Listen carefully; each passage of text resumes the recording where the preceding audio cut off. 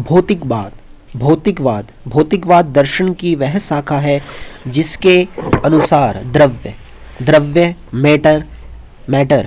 द्रव्य अर्थात मैटर ही इस सृष्टि का अंतिम तत्व माना जाता है। भौतिकवादी दर्शन का जन्म प्राचीन ग्रीस देश में हुआ और भिन्न भिन्न रूपों में वह आज भी मौजूद है। प्राचीन ग्रीक दार्शनिक डेमोक्रिटस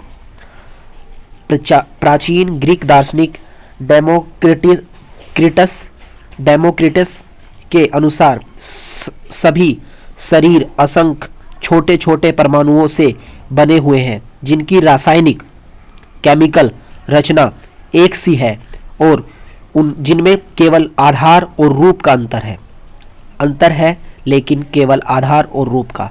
भौतिकवादी के अनुसार यह सृष्टि गतिशील अर्थात डायनेमिक व स्वयंप्रभु अर्थात सोवर्जन द्रव्य परमाणुओं की एटम की बनी हुई है। मन चेतना आत्मा आदि सब सूक्ष्म तत्व भी इन्हीं भौतिक परमाणुओं के रूपांतरण है। अंतर केवल इतना है कि आत्मा के परमाणु अन्य परमाणुओं की अपेक्षा अधिक परिष्कृत होते हैं। आधुनिक भौतिकवाद का आधार 19वीं शताब्दी की वैज्ञानिक उत्पत्तियां अर्थात थियरीज हैं। आधुनिक भौतिकवाद मॉडर्न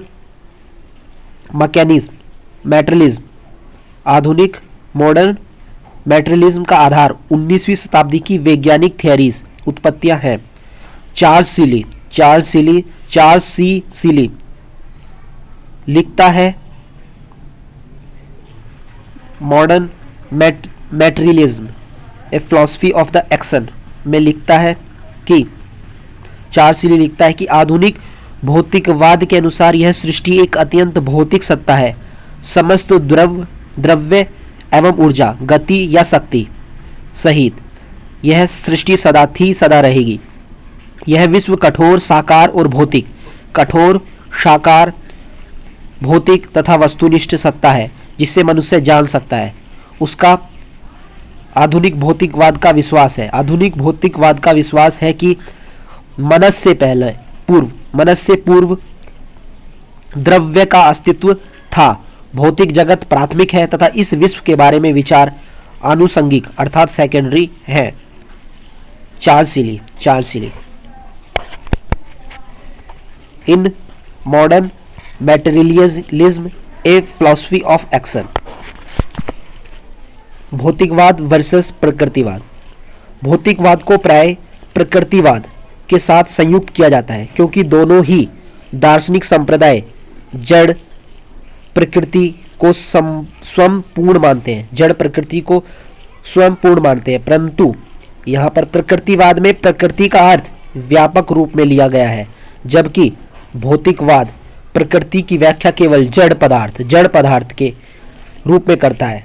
भौतिकवादी के मतानुसार भौतिक सृष्टि एवं जीव सृष्टि तथा निसर्ग अर्थात नेचर के बीच कोई अंतर नहीं है। भौतिकवादी दार्शनिक प्रकृतिवादी भी कहा जा सकता है, परंतु सभी प्रकृतिवादियों को भौतिकवादी नहीं कहा जा सकता। इसी कारण भौतिकवाद और प्रकृतिवाद का अलग अलग अध्यायों में वर्णन किया जाता है।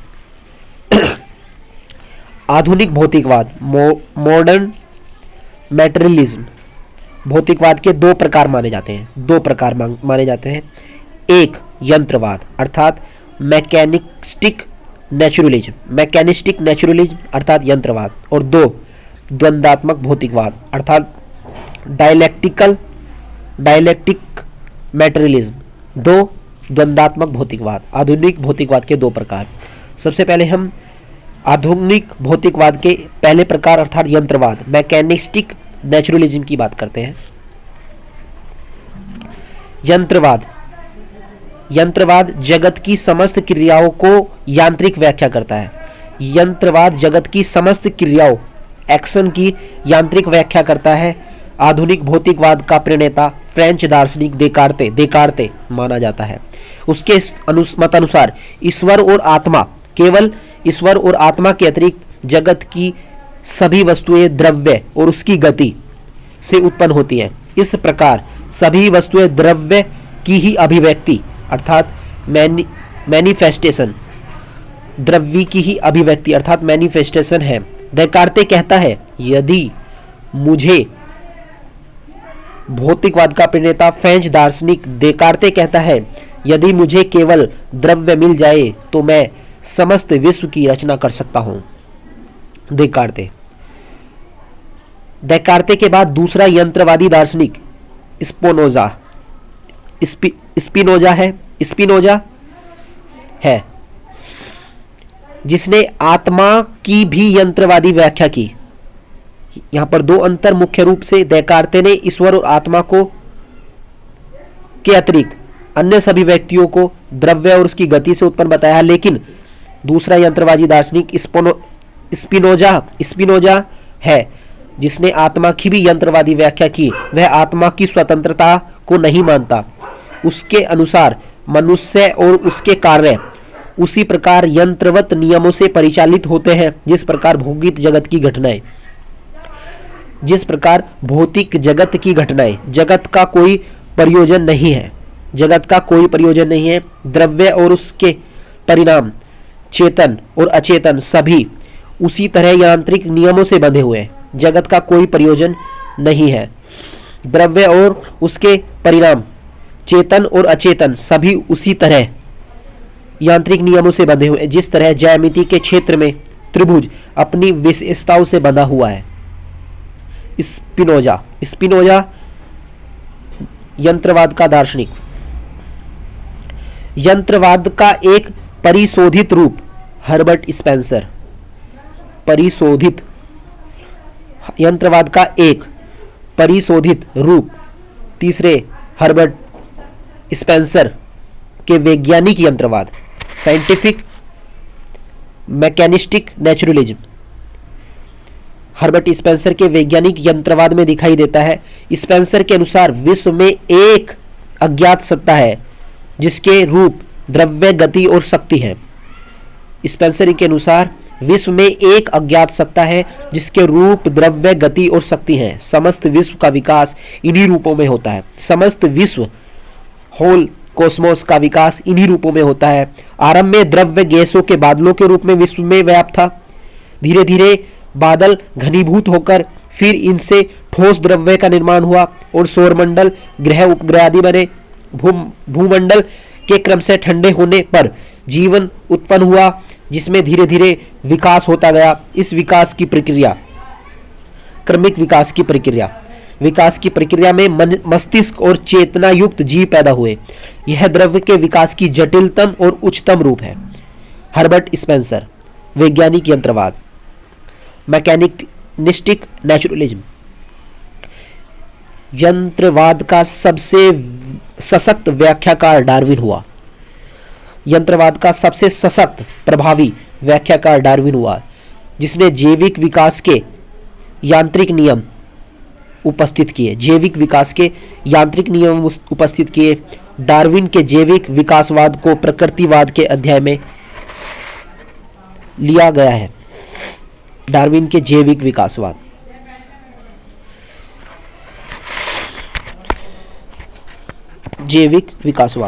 जिसने जैविक विकास के यांत्रिक नियम उपस्थित किए। दूसरा आधुनिक भौतिकवाद का रूप है द्वंद्वात्मक भौतिकवाद। द्वंद्वात्मक भौतिकवाद का प्रणेता कार्ल मार्क्स माना जाता है। उसकी रुचि सृष्टि की संरचनात्मक व्याख्या में उतनी नहीं थी जितनी सामाजिक संरचना में व्याप्त द्वंद्व में। सामाजिक संरचना में व्याप्त द्वंद्व में, कॉन्फ्लिक्ट में। मार्क्सवाद यंत्रवाद के समान व्यवहारिक अथवा अनुभव परक इंपीरियल दर्शन नहीं है। मार्क्सवाद यंत्रवाद के समान व्यवहारिक अथवा अनुभव परक इंपीरियल दर्शन नहीं है, बल्कि चिंतन प्रधान, रैशनल है तथा उसमें एक क्रमबद्धता दिखाई देती है। मार्क्सवादी दर्शन के 4 प्रमुख आधार स्तंभ हैं। द्वंद्वात्मक भौतिकवाद, 1 इतिहास की भौतिकवादी व्याख्या 2, तीसरा वर्ग संघर्ष और चौथा अतिरिक्त मूल्य का सिद्धांत, जिनका हम एक एक करके वर्णन करेंगे। द्वंद्वात्मक भौतिकवाद। मार्क्स के अनुसार संसार का विकास उत्पादक शक्ति प्रोडक्टिव फोर्स के जरिए हुआ है और उत्पादक शक्ति एक भौतिक शक्ति है, अतः जगत का मूल आधार भौतिक है। भौतिक शक्ति हमेशा संघर्षशील होती है। भौतिक शक्ति हमेशा संघर्षशील होती है और द्वंद्वात्मक प्रणाली से आगे बढ़ती है। मानव जगत की प्रत्येक वस्तु में यह द्वंद्व देखा जा सकता है। वस्तुओं से दो पक्ष होते हैं, सकारात्मक पक्ष और नकारात्मक पक्ष। वस्तुओं से दो पक्ष होते हैं, सकारात्मक पक्ष और नकारात्मक पक्ष। इनमें सदैव संघर्ष चलता रहता है। उदाहरण के लिए पूंजीवादी यदि प्रचलित आर्थिक व्यवस्था है तो यह थीसिस अर्थात वाद कहलाएगी। सर्वहारा वर्ग, जिसे हम प्रोलेटरिएट सर्वहारा वर्ग का जन्म उसके प्रतिवाद अर्थात एंटीथीसिस के रूप में होता है। इन्हीं दोनों के बीच संघर्ष असंभावी है, होना तय है। संघर्ष के फलस्वरूप जो भी व्यवस्था आती है वह संवाद अर्थात थीसिस कहलाती है। दूसरा उदाहरण शिक्षा का लिया जाता है। हमारी प्रचलित शिक्षा प्रणाली नौकरशाही तंत्र को कायम रखने के लिए बनी थी। यह वाद है। प्रतिवाद के रूप में जन शिक्षा के विभिन्न रूप हमारे सामने आ रहे हैं और इस समय हमारी शिक्षा द्वंद्वात्मक संघर्ष से गुजर रही है और इस संघर्ष के फलस्वरूप जो नई व्याख्या उभर कर आएगी वह संवाद होगा। मार्क्स। इतिहास की भौतिकवादी व्याख्या। इतिहास की भौतिक व्याख्या 2। मार्क्स ने विश्व इतिहास का गहन अध्ययन किया और यह निगमन डिडक्शन प्रस्तुत किया कि सांसारिक समाज के विकास का आधार उसकी प्रकृति में आर्थिक है। सांसारिक समाज का विकास उसकी प्रकृति में आर्थिक है। हमारा समाज व्यक्तियों से बना है और व्यक्तियों का उद्देश्य भौतिक सुख और शांति है। हमारा समाज व्यक्तियों से बना है और व्यक्तियों का उद्देश्य भौतिक सुख और शांति है। इसी उद्देश्य के पीछे संसार का विकास होता रहता है। धर्म, शिक्षा प्रणाली, राज व्यवस्था, सामाजिक संरचना आदि सब तत्कालीन आर्थिक व्यवस्था का अनुसरण करते हैं तथा प्रचलित आर्थिक व्यवस्था से उद्भूत होते हैं। मार्क्स। तीसरा, प्रचलित आर्थिक व्यवस्था से उद्भूत होते हैं। तीसरा, वर्ग संघर्ष। मार्क्स ने आर्थिक नियतिवाद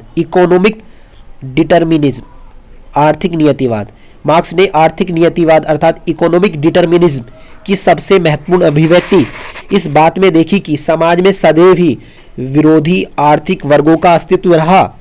आर्थिक दृष्टि से सशक्त वर्ग सदैव दूसरे वर्ग का शोषण करता है। वर्ग संघर्ष का इतिहास ही मानव जाति का इतिहास है।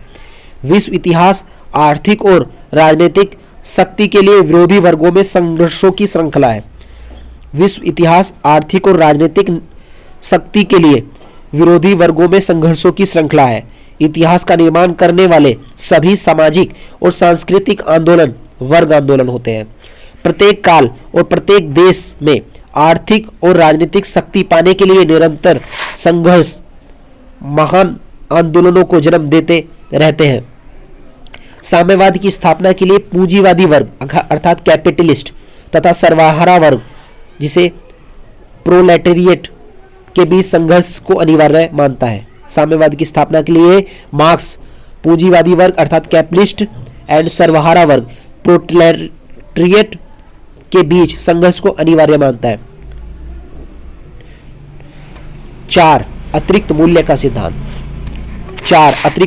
सिद्धांत। कार्ल मार्क्स के अनुसार पूंजीपतियों के हाथ में शोषण का सबसे बड़ा साधन सरप्लस वैल्यू अर्थात अतिरिक्त मूल्य होता है, जिसे वे हड़प जाते हैं।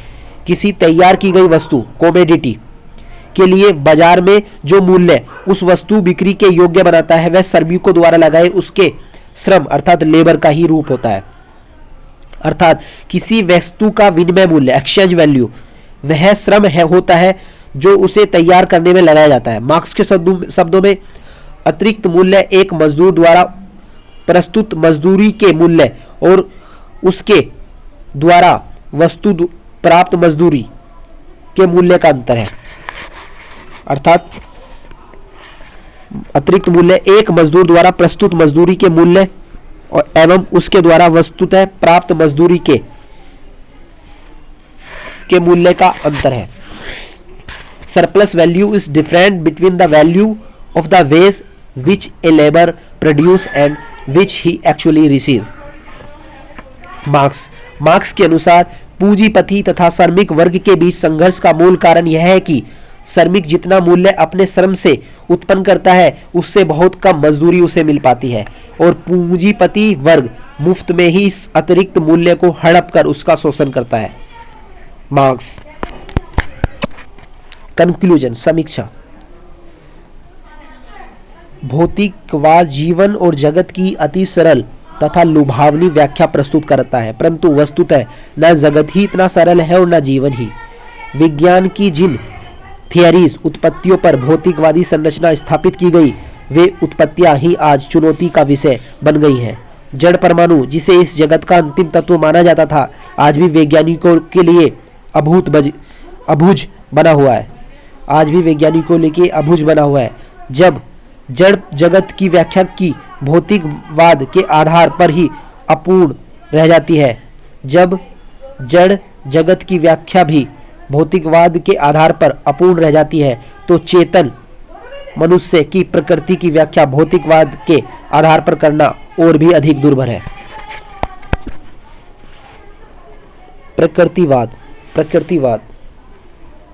प्रकृतिवाद। जब से दार्शनिक चिंतन का प्रारंभ हुआ तभी से दार्शनिकों के सामने प्रमुख प्रश्न यह बना रहा कि अथॉरिटी अर्थात सत्ता क्या है, यह जगत क्या है। इस प्रश्न के उत्तर दो ध्रुवों में प्रसारित हो गए। प्रथम ध्रुव है द्रव्य अर्थात भौतिक तत्व मैटर तथा दूसरा पोल है ध्रुव है आत्मा, जिसे पश्चिमी दर्शन में मनस अर्थात माइंड संज्ञा प्रदान की गई है। आत्मा। सभी दार्शनिक संप्रदाय इन दो ध्रुवों के मध्य झूलते दिखाई देते हैं।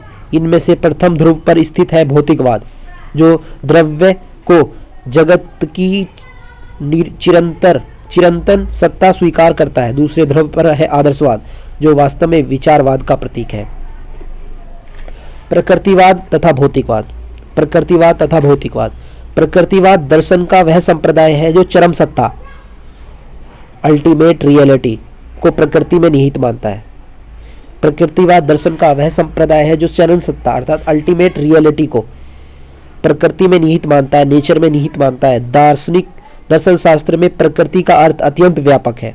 एक और प्रकृति का अर्थ भौतिक जगत हो सकता है जिसे मनुष्य इंद्रिय और मस्तिष्क की सहायता से अनुभव करता है। दूसरी ओर इसकी जीव जगत के रूप में व्याख्या की जा सकती है और तीसरे अर्थों में देश काल टाइम और स्पेस का समग्र पंचंग प्रवृत्ति के अंतर्गत समाहिष्ट हो जाता है।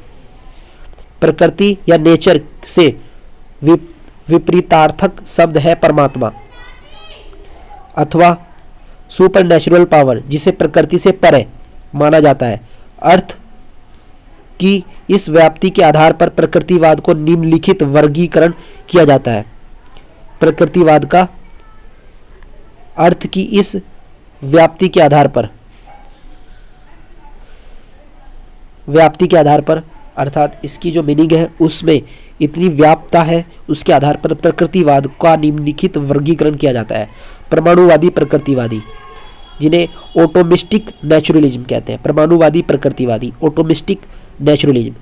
दूसरे शक्तिवाद या वैज्ञानिक प्रकृतिवादी, जिन्हें एनर्जीज एंड साइंटिफिक नेचुरलिज्म कहते हैं। तीसरा जिन्हें जैविक प्रतिवादी या बायोलॉजिकल नेचुरलिज्म कहते हैं, जैविक प्रतिवादी। चौथा जिन्हें यंत्रवादी प्रकृतिवादी कहते हैं, मैकेनिस्टिक नेचुरलिज्म। पांचवा ऐतिहासिक तथा द्वंद्वात्मक भौतिकवादी प्रकृतिवादी, हिस्टोरिकल एंड डायलेक्टिकल मैटेरियलिज्म। पांचवा। छठा मानवतावादी प्रकृतिवादी, जिन्हें ह्यूमनिस्टिक नेचुरलिज्म कहते हैं।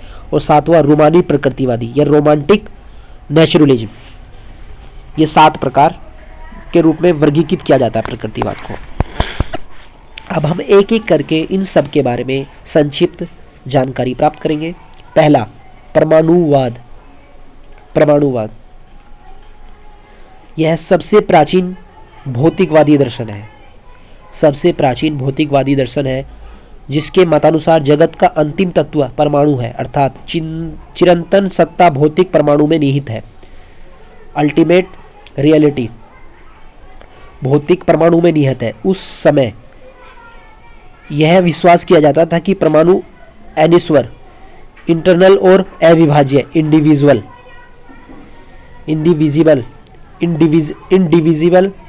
डिविजिबल है और इंटरनल अनश्वर है। कुछ समय पूर्व तक विज्ञान के छात्रों को परमाणु की यह परिभाषा रटाई जाती थी कि परमाणु द्रव्य की वह लघुतम खंड है जिसे और विभाजित नहीं किया जा सकता। परमाणुवाद के मतानुसार यह दृश्य जगत परमाणुओं के विविध संयोगों का प्रतिफल है। परमाणुओं का यह संयोग दिक् और गति के माध्यमों द्वारा होता है। परमाणुओं का यह संयोग दिक् तथा गति के माध्यमों द्वारा होता है। विगत वर्षों में भौतिकी और रासायनिक शास्त्र के क्षेत्रों में जो अनुसंधान हुए हैं, रिसेंटली वर्षों में भौतिकी और रसायन शास्त्र के क्षेत्रों में जो अनुसंधान हुए हैं, उनके अनुसार विगस के विद्युत के धनावेश और ऋणावेश, पॉजिटिव एंड नेगेटिव चार्ज के द्वारा अणु का पुनः विखंडन किया जा सकता है तथा उसे शक्ति में परिवर्तित किया जा सकता है, एनर्जी में। मैटर में बी कन्वर्ट इन एनर्जी।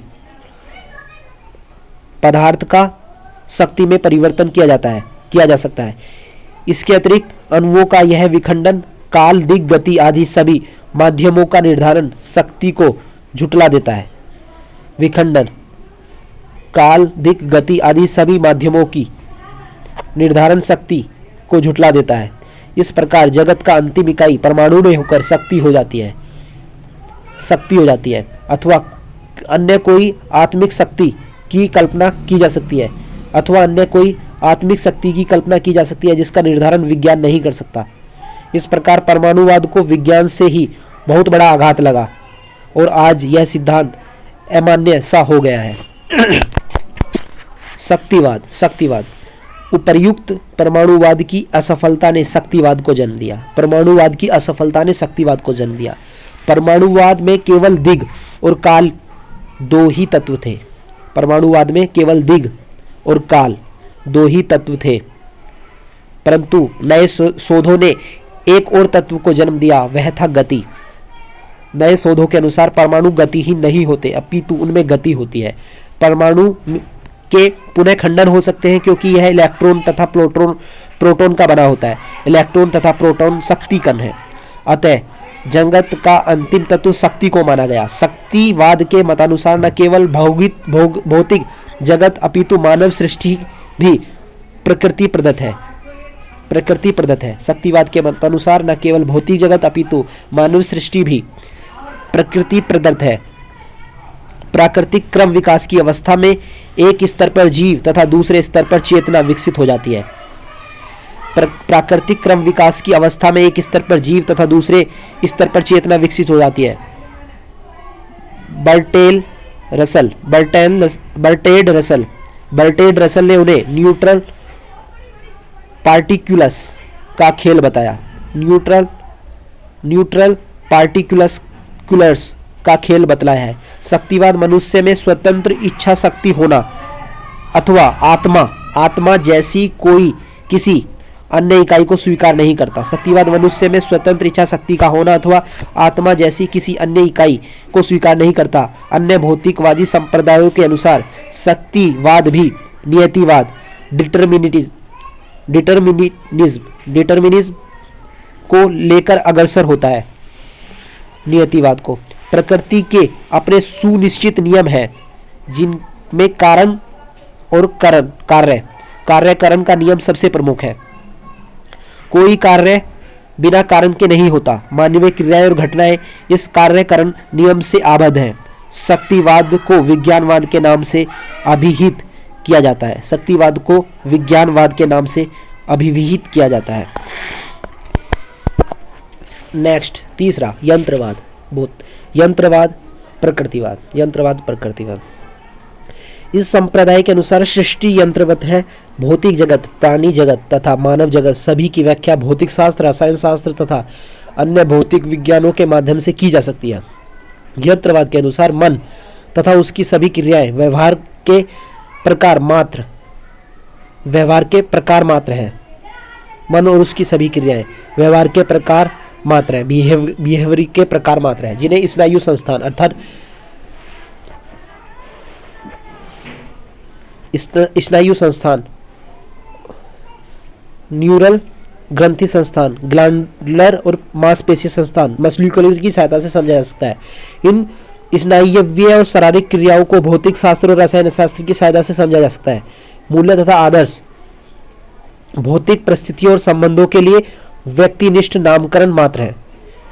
मूल्य तथा आदर्श भौतिक परिस्थितियों तथा संबंधों के लिए व्यक्तिनिष्ठ नामकरण मात्र है। यंत्रवादी भी शक्तिवादी के समान ही नियतिवाद में विश्वास करता है। उसके अनुसार जगत में जो भी परिवर्तन होते हैं वे सभी कार्यकरण नियम से आबद्ध है। यह जगत प्राकृतिक नियम से अनियंत्रित होता है। यह जगत प्राकृतिक नियम से नियंत्रित होता है, जिसे आवश्यक प्रदत्त मिलने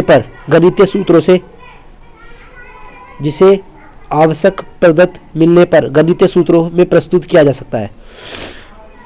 जैविक प्रकृतिवाद चौथा है जैविक प्रकृतिवाद। इस संप्रदाय का उद्गम डार्विन के कर्म विकास इवोल्यूशनरी सिद्धांत से हुआ। इवोल्यूशन सिद्धांत से हुआ तथा वास्तव में किसी संप्रदाय को सच्चे अर्थों में प्रकृतिवाद संज्ञा से अभिहित किया जा सकता है। वास्तव में किसी संप्रदाय को सच्चे अर्थों में प्रकृतिवाद संज्ञा से अभिहित किया जा सकता है तो वह जैविक प्रकृतिवाद है। इस मत के अनुसार जीवों का कर्म विकास में मनुष्य सबसे अंतिम विकास की अवस्था में है। मनुष्य मस्तिष्क विकास के कारण मनुष्य विचार कर सकता है तथा अपने पूर्व अनुभवों से लाभान्वित हो सकता है। मस्तिष्क विकास के कारण ही मनुष्य ने भाषा का विकास किया, जिसके फलस्वरूप वह विज्ञान को संचित रख सकता है, नए विचार उत्पन्न कर सकता है तथा सामाजिक तथा सांस्कृतिक जीवन की व्याख्या कर सकता है। अन्य सभी दृष्टियों से मनुष्य अन्य प्राणियों से भिन्न नहीं है। अन्य सभी दृष्टियों से मनुष्य अन्य प्राणियों से भिन्न नहीं है। अन्य प्राणियों के समान ही वह भी प्रकृति के हाथों का मात्र खिलौना मात्र है। उसकी नियति तथा विकास की संभावनाएं वंश, कर्म और तथा परिवेश पर निर्भर करती है। हायरार्की और इन्वायरमेंट पर निर्भर करती है। उसकी नियति तथा विकास की संभावनाएं उसमें किसी प्रकार की इच्छा शक्ति जैसी कोई चीज नहीं होती। उसको स्वतंत्रता भी उसी प्रकार सीमित है जिस प्रकार किसी अन्य मानव की। उसको स्वतंत्रता भी उसी प्रकार सीमित है जिस प्रकार किसी अन्य मानव की। 5. द्वंद्वात्मक भौतिकवाद या ऐतिहासिक भौतिकवाद। द्वंद्वात्मक भौतिकवाद या ऐतिहासिक भौतिकवाद। द्वंद्वात्मक भौतिकवाद के प्रमुख व्याख्याकार मार्क्स तथा एंजल्स हैं। यंत्रवाद के समान ही यह संप्रदाय भी विज्ञान की सर्वोच्च महत्व प्रदान करता है। यंत्रवाद के समान ही यह संप्रदाय भी विज्ञान को सर्वोच्च महत्व प्रदान करता है, परंतु इसका आग्रह सृष्टि संरचना से हटकर आर्थिक संरचना पर आ जाता है। इसके अनुसार समाज के आर्थिक संगठन का आधार द्रव्य है। उत्पादन की विधियों में भी यही द्रव्य निहित है।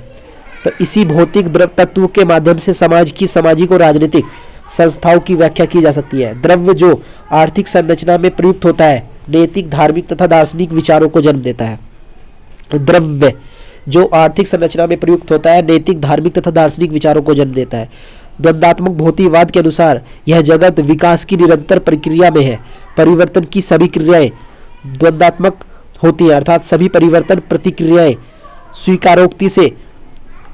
प्रक्रियाएं स्वीकारोक्ति से प्रारंभ होती है, तदनंतर उनमें नकारोक्ति का संघर्ष अंतर्निहित होता है। स्वीकारोक्ति से आरंभ होती है, तदनंतर उनमें नकारोक्ति का संघर्ष अंतर्निहित है, जिसका अवसान समाहारोक्ति में हो जाता है। इस द्वंद्व को उसने अस्ति अर्थात थीसिस, नास्ति अर्थात एंटीथीसिस और समष्टि सिंथेसिस संज्ञाओं से अभिप्रेत किया। और यह प्रकृतिवाद के अंतर्गत हम पढ़ रहे हैं। द्वंद्वात्मक भौतिकवाद की आत्मा, स्वतंत्र इच्छा शक्ति तथा परमात्मा आदि तत्वों से इंकार करता है तथा सृष्टि का मूल तत्व द्रव्य को मानता है। इसके अलावा 6. रूमानी प्रकृतिवादी। रूमानी प्रकृतिवाद, इस संप्रदाय के व्याख्याकार रूसो, नील और टैगोर।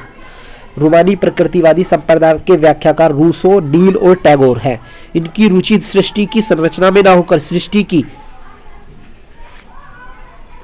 आह्लादकारी प्रकृति और गहन मानव प्रकृति में है।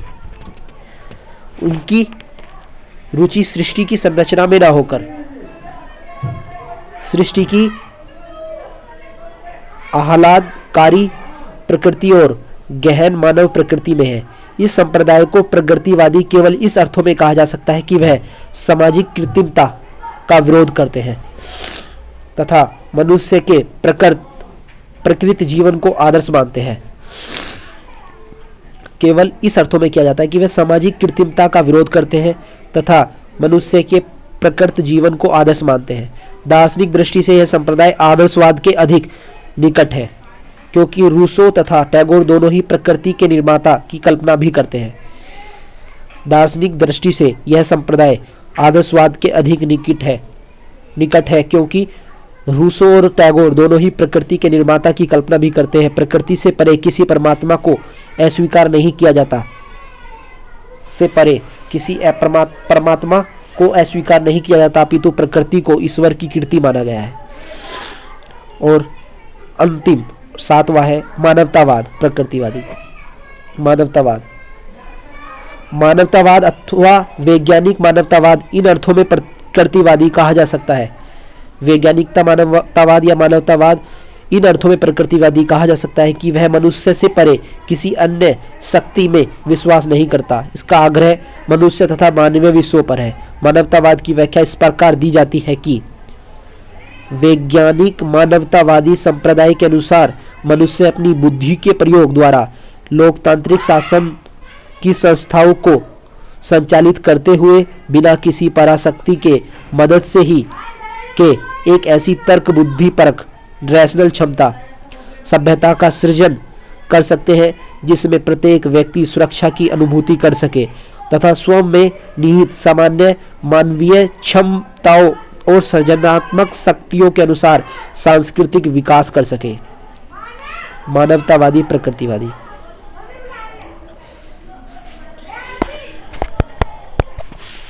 एक विशेष वाद जिसे मानववाद कहा जाता है। मानववाद 18वीं एवं 19वीं शताब्दी में वैज्ञानिक अन्वेषणों के फलस्वरूप तात्विक चिंतन के क्षेत्र में एक नई क्रांति आई। 18वीं एवं 19वीं शताब्दी में वैज्ञानिक अन्वेषणों के फलस्वरूप तात्विक चिंतन के क्षेत्र में एक नई क्रांति आई। सृष्टि का अंतिम तत्व भौतिक द्रव्य अथवा प्रकृति में सन्निहित हो गया। परमाणु भौतिकी के क्षेत्र में किए गए अन्वेषणों ने यह प्रमाणित कर दिया कि प्रकृति, जीव तथा भौतिक सृष्टि सभी का उद्गम भौतिक परमाणुओं से हुआ है। इस प्रकार तात्विक क्षेत्र में आदर्शवाद और अध्यात्मवाद को एक धक्का लगा। इसी समय यूरोप में औद्योगिक क्रांति आई, जिसमें मनुष्य औद्योगिक समाज का केवल एक पुर्जा बनकर रह गया। मनुष्य का अस्तित्व ही खतरे में पड़ गया। उक्त परिस्थितियों में मानवतावाद एक प्रतिक्रिया के रूप में उभर कर सामने आया। एक तरफ ईश्वरवाद ने मनुष्य की नियति किसी अज्ञात काल्पनिक सृष्टि निर्माता पर आश्रित कर दी थी, दूसरी ओर भौतिकवाद ने मनुष्य को जड़ पदार्थ से निर्मित अन्य पदार्थों अथवा अन्य प्राणियों के समकक्ष लाकर खड़ा कर दिया था। आदर्शवाद ने भी मनुष्य की उपेक्षा की तथा किसी पेरियरी प्रागभूत अमूर्त विचारों की सृष्टि को अंतिम तत्व माना। मानववाद का वर्णन मनुष्य तथा उसके हित को सर्वोपरि मानता है। मानववाद का वर्णन मानव तथा उसके हित को सर्वोपरि मानता है। मानववाद की रुचि न तो काल्पनिक ईश्वर में है, न अमूर्त शाश्वत चिंतन में है। उसकी रुचि तथा चिंतन का एकमात्र केंद्र मनुष्य तथा उसकी नियति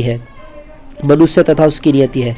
उसकी आशाएं तथा आकांक्षाएं, उसके आदर्श तथा भय, उसकी उपलब्धियां तथा दुर्लभताएं चिंतन की इसी श्रेणी में आती हैं। कुल मिलाकर रक्त मांस के बने हुए इस सांसारिक मनुष्य के बारे में चिंतन ही मानववाद का विषय क्षेत्र है। मानववाद को नव मानववाद, विकासात्मक प्रकृतिवाद, इंद्रियानुभववाद जिसे इम्पेरिज्म और वैज्ञानिक मानववाद के रूप में अभिहित किया जाता है। उक्त सभी नाम मानववाद के लक्षण स्वरूप को प्रकट करते हैं, जिसका विवेचन हम आगे की पंक्तियों में किया जाएगा। मानववाद का अर्थ, मीनिंग ऑफ द ह्यूमनिटी। वैज्ञानिक मानववाद वह उत्पत्ति थियरी है जिसकी मान्यता के अनुसार मनुष्य अपनी बुद्धि के उपयोग द्वारा जनतांत्रिक शक्ति की सहायता से स्वतः अपने निहितार्थ एक तर्कसंगत सभ्यता का निर्माण कर सकता है। इस प्रकार की मानव निर्मित सभ्यता में प्रत्येक मनुष्य को सुरक्षा प्राप्त होगी, सिक्योरिटी, और प्रत्येक व्यक्ति अपनी योग्यता, एबिलिटी एंड क्षमता अनुसार कैपेसिटी से सृजनात्मक शक्ति का विकास करके पूरे अवसर रहेंगे, शक्ति का विकास करने के पूरे अवसर रहेंगे। मानववाद मानवता तथा सत्यान्वेषण के साधन रूप विज्ञान में पूर्ण आस्था रखता है। मानववाद मानवता तथा सत्यान्वेषण के साधन रूप विज्ञान में पूर्ण आस्था रखता है। मानववाद दर्शन, विज्ञान तथा कला तथा साहित्य के माध्यम द्वारा जीवन के नैतिक तथा आध्यात्मिक मूल्यों का अन्वेषण करने का प्रयास करता है। मानववाद मनुष्यवाद को समुन्नत करने वाला आंदोलन है। इसके चिंतन का केंद्र मनुष्य है, मनुष्यतर, मनुष्य से आगे प्रकृति भी नहीं और प्राकृतिक सुपर नेचुरल शक्ति के रूप में ईश्वर भी नहीं। लेमन के अनुसार समग्र मानवता के कल्याणार्थ मानववाद आनंददायक सेवा का दर्शन है।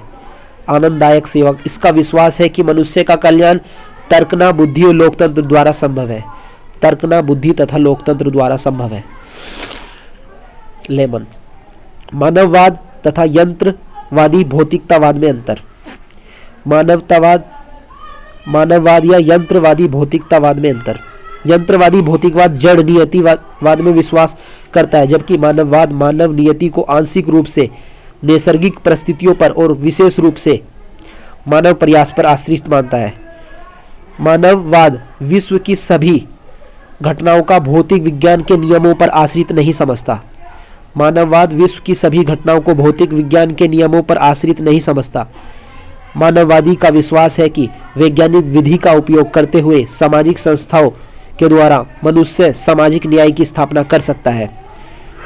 वैज्ञानिक विधि का उपयोग करते हुए सामाजिक संस्थाओं के द्वारा मनुष्य सामाजिक न्याय की स्थापना कर सकता है तथा प्रकृति प्रदत्त असमानता को कम कर सकता है।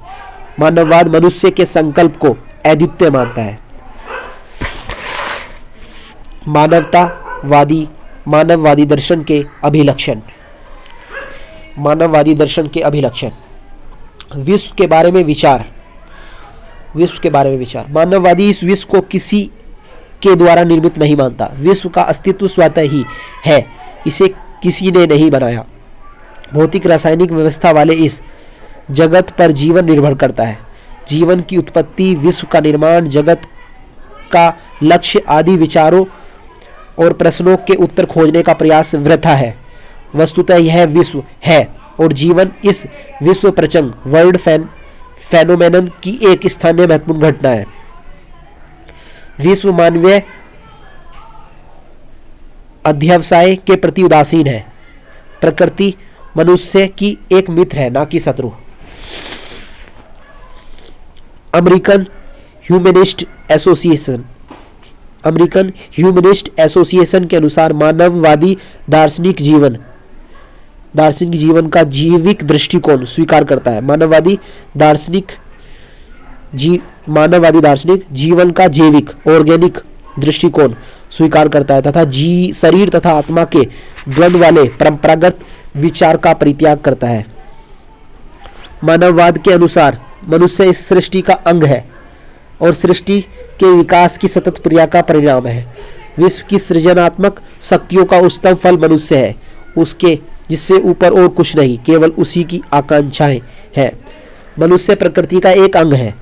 इस कथन का अभिप्राय यह अभिप्राय नहीं है कि उसकी अपनी कोई विशिष्टता नहीं है। मानववादी प्रकृति के महत्व पर बल देता है। मानवीय अमूल्यों को एक नया अर्थ प्रदान किया जाता है।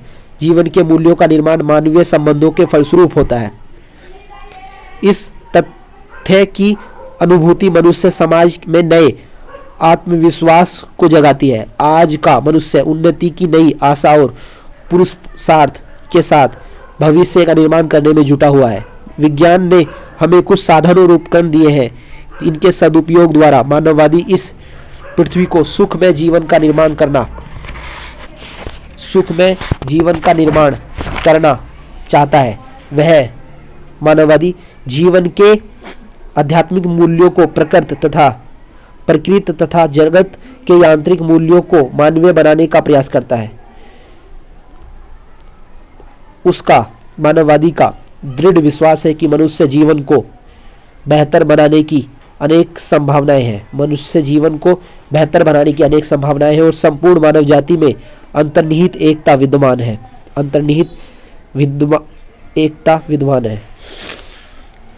नेक्स्ट, मानववाद तथा विज्ञान। मानववाद आधुनिक विज्ञान की थियरीज, उत्पत्तियों तथा वैज्ञानिक विधि को मानव हित के लिए उपयोगी मानता है। मानववाद आधुनिक विज्ञान की उत्पत्तियों तथा वैज्ञानिक विधि को मानव हित के लिए उपयोगी मानता है। मानववाद की विशेष रुचि भौतिक विज्ञान की अपेक्षा जीव विज्ञान, मनोविज्ञान और औषधि विज्ञान तथा समाज विज्ञानों में है, क्योंकि इसका प्रत्यक्ष संबंध मानवीय हित से जुड़ा हुआ है। मानववादी विज्ञान को सत्ता की प्रतिकृति के रूप में नहीं देखता, बल्कि सृष्टि को नियंत्रित करने के लिए निर्मित मानवीय सृजन के रूप में उसे ग्रहण करता है। मानववादी के अनुसार प्रकृति के नियमों का निर्माण मानव बुद्धि द्वारा ही किया गया है, अतः प्राकृतिक नियमों का महत्व मानवीय हित से परे अपने आप में कुछ भी नहीं है। मानववाद इंद्रियानुभूत वैज्ञानिक विधि इंपेरिकल साइंटिफिक मेथड पर आधारित है तथा प्रकृति पर नियंत्रण करने के लिए हाइपोथेसिस या एक्सपेरिमेंट दोनों का प्रयोग करना पसंद करता है। प्राकल्पना और प्रयोग दोनों का प्रयोग करना पसंद करता है। अस्तु धार्मिक तथा धर्मनिरपेक्ष सेक्युलर भेद स्वतः समाप्त हो जाते हैं। वैज्ञानिक विधि के सार्वजनिक उपयोग के कारण सभी अध्यात्मवादी संस्थाओं की वैधता अपने आप में गायब हो जाती है। शरीर तथा आत्मा, प्रकृति तथा पुरुष, सृष्टि तथा सर्वात्मा, जड़ तथा चेतन आदि के प्रागभूत द्वैध ए प्रायरी बाइफैक्शन द्वैध का मानववाद में कोई स्थान नहीं रह जाता।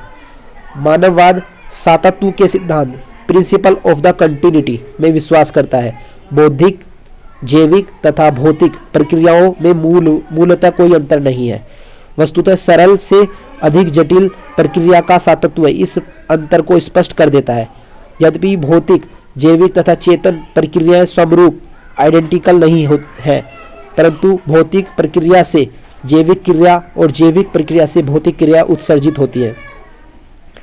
आधुनिक मानववाद विकास प्रक्रिया को 3 चरणों में देखा जा सकता है। प्रथम अजैविक से जैविक, दूसरा जैविक से मनोवैज्ञानिक और तीसरा सभी अभी विकास अवस्था में है, जिसमें मनोविज्ञान से परपोजिव या संप्रयोजन एवं सचेतन मानवीय विकास छिपा हुआ है। प्रथम अजैविक से जैविक, द्वितीय जैविक से मनोविज्ञान, तीसरा विकास अवस्था में है जिसमें मनोविज्ञान से संप्रयोजन और सचेतन मानवीय विकास छिपा हुआ है। मानववाद की मान्यता है कि मानवीय अनुभव की संपन्नता और प्राकृतिक वातावरण की विविधता किसी एक सर्वग्राही तत्व के अंतर्गत गठित नहीं की जा सकती। यह सृष्टि अपने परिमाणात्मक एवं गुणात्मक विविधता के साथ देखी जा सकती है। जैसी दिखाई देती है वैसी ही है। परिमाणात्मक और गुणात्मक विविधता के साथ जैसी दिखाई देती है वैसी ही है। उसमें किसी एक तत्व को खोजने का प्रयास बेकार है, वृथा है। मानववाद और धर्म। कुछ मानववादी धर्म शब्द को कायम रखना चाहते हैं, जबकि कुछ अन्य मानववादी दार्शनिकों को इसके नाम के साथ अंधविश्वास तथा मानवीय शोषण जुड़ा हुआ दिखाई देता है। वस्तुतः मानववाद का धर्म मानवीय जीवन पद्धति है, ह्यूमैनिटी वे ऑफ लाइफ मानवीय जीवन पद्धति है, जिसके नैतिक मूल्य मानवीय अंतर संबंधों पर आधारित है। धर्म मनुष्य से पृथक कोई बाह्य परिकल्पना नहीं हो सकती। मनुष्य का आध्यात्मिक तत्व मनुष्य तथा उसकी श्रेष्ठता है। मनुष्य का आध्यात्मिक तत्व मनुष्य तथा उसकी श्रेष्ठता है।